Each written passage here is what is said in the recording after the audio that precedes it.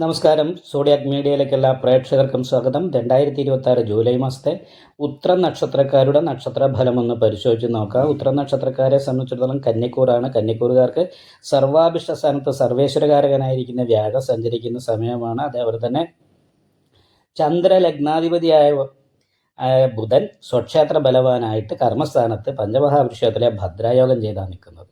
അപ്പോൾ തൊഴിലിൽ നല്ല അഭിവൃദ്ധിയും ഉയർച്ചയും ഉണ്ടാകാനുള്ള യോഗമുള്ള സമയമാണ്. ദൈവാധീനം നല്ല രീതിയിലുണ്ട്.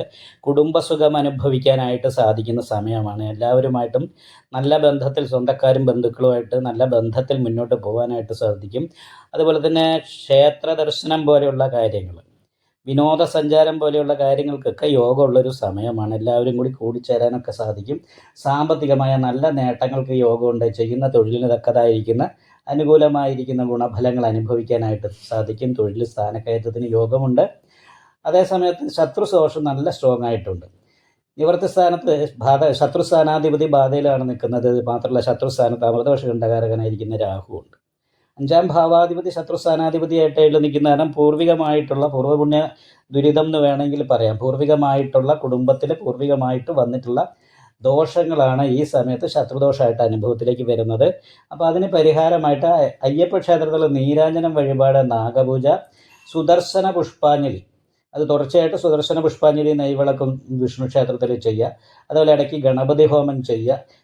ശിവക്ഷേത്രത്തിൽ ശംഖാഭിഷേകം, നെയ്വിളക്ക് മുതലായിട്ടുള്ള വഴിപാടൊക്കെ ചെയ്ത് ശത്രുദോഷം മാറ്റിക്കഴിഞ്ഞാൽ സധനോ അന്ത്യം എന്ന് പറയുന്ന യോഗമുള്ളവരും സാമ്പത്തികമായിരിക്കുന്ന നല്ല നേട്ടങ്ങൾ അനുഭവിക്കാനായിട്ട് സാധിക്കും. പ്രത്യേകം ശ്രദ്ധിക്കേണ്ട കാര്യം, ശത്രുദോഷം നിലനിൽക്കുമ്പോൾ സ്ത്രീ വിഷയത്തിൽ ധനനഷ്ടം, പേരുദോഷം മുതലായിട്ടുള്ള കാര്യങ്ങൾ ഉണ്ടാകാൻ സാധ്യതയുണ്ട്. വളരെ ശ്രദ്ധിക്കണം. കാൽപാദത്തിന് വേദന ഉണ്ടാകുക, ഗ്യാസ്ട്രിക് പോലെ ഉദര സംബന്ധമായിട്ട് രോഗങ്ങൾ ഉണ്ടാകുക, അതേപോലെ തന്നെ വാഹന സംബന്ധമായിട്ട് ധനനഷ്ടം, സ്ത്രീ സംബന്ധമായിട്ട് ധനനഷ്ടം, പേരുദോഷം, ഇങ്ങനെയുള്ള കാര്യങ്ങൾക്ക് യോഗമുണ്ട്. അത് കാരണം എത്രയും പെട്ടെന്ന് ശത്രുദോഷത്തിനുള്ള പരിഹാരം ചെയ്യാനായിട്ട് ശ്രദ്ധിക്കണം. കുട്ടികളെ സംബന്ധിച്ചിടത്തോളം പഠനത്തിൻ്റെ കാര്യത്തിൽ വളരെ ഗുണപ്രദമായ സമയമാണ്. ദൈവാധീനം ഉണ്ട്. അതേപോലെ ബുദ്ധികാരകനായിരിക്കുന്ന ബുധൻ ഭദ്രയോഗം ചെയ്താണ് പഠിപ്പിക്കുന്ന കാര്യങ്ങളൊക്കെ പെട്ടെന്ന് ക്യാച്ച് ചെയ്യാനായിട്ട് സാധിക്കുന്നതാണ്. ആഗ്രഹിക്കുന്ന സ്ഥലത്ത് നിയമനം കിട്ടാനായിട്ട് യോഗമുള്ള സമയമാണ്. അത് കാരണം കൊണ്ട് എല്ലാ രീതിയിലും അനുകൂലമായിരിക്കുന്ന ഗുണഫലങ്ങൾ തന്നെ ഈ വിദ്യാർത്ഥികൾക്കും ചിന്തിക്കാം. തൊഴിൽ അന്വേഷിക്കുന്നവർക്ക് നല്ല തൊഴിൽ കിട്ടാനും തൊഴിലുള്ളവർക്ക് സ്ഥാനക്കയറ്റം പോലെയുള്ള കാര്യങ്ങൾക്കും യോഗമുള്ള സമയം കൂടിയാണ്. അതേപോലെ തന്നെ ദാമ്പത്യ സംബന്ധമായിട്ട് 7ാം ഭാവാധിപതി സർവ്വ അഭിഷ്ടസ്ഥാനത്ത് നിൽക്കുന്ന നേരം കൊണ്ട് ഭാര്യ കുടുംബക്കാരിൽ നിന്ന് അനുകൂലമായ ഗുണഫലങ്ങൾക്ക് യോഗമുണ്ട്. പക്ഷേ ഈ ശത്രുദോഷം ഉള്ളിടത്തോളം കാലം ദാമ്പത്യ സുഖം അത്ര കാര്യമായിട്ട് കിട്ടാനുള്ള സാധ്യതയില്ല. ഒരു സന്യാസയോഗമാണ് ശനി 7ൽ നിൽക്കുന്നത്.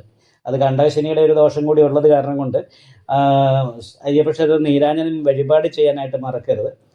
മറ്റ് പരിഹാരങ്ങളൊക്കെ ചെയ്ത് നന്നായിട്ട് പ്രാർത്ഥിച്ചതാൽ ഈ വർഷത്തിൽ ഉത്തര നക്ഷത്രക്കാരെ സംബന്ധിച്ച് ഈ മാസം വളരെ നല്ല അനുകൂലമായിരിക്കുന്ന ഗുണഫലങ്ങളും സാമ്പത്തികമായ നേട്ടവും ഉണ്ടാകാനായിട്ട് യോഗമുള്ളൊരു മാസമായിട്ടാണ് കാണുന്നത്. സാമ്പത്തികമായ നല്ല നേട്ടത്തിന് ഈ മാസത്തിൽ യോഗം കാണും. നിങ്ങൾക്ക് ഈ വീഡിയോ ഇഷ്ടപ്പെട്ടാൽ ലൈക്ക് ചെയ്യുക, നിങ്ങളുടെ അഭിപ്രായങ്ങൾ കമന്റ് ചെയ്യാം. ജ്യോതിഷവുമായി ബന്ധപ്പെട്ട കൂടുതൽ കാര്യങ്ങൾ അറിയാൻ ഈ ചാനൽ സബ്സ്ക്രൈബ് ചെയ്യുക. ഞങ്ങളുടെ ഓൺലൈൻ കൺസൾട്ടൻസി നമ്പർ താഴെ ഡിസ്ക്രിപ്ഷൻ ബോക്സിൽ കൊടുത്തിട്ടുണ്ട്. ആവശ്യമുള്ളവർക്ക് കോൺടാക്റ്റ് ചെയ്യാവുന്നതാണ്.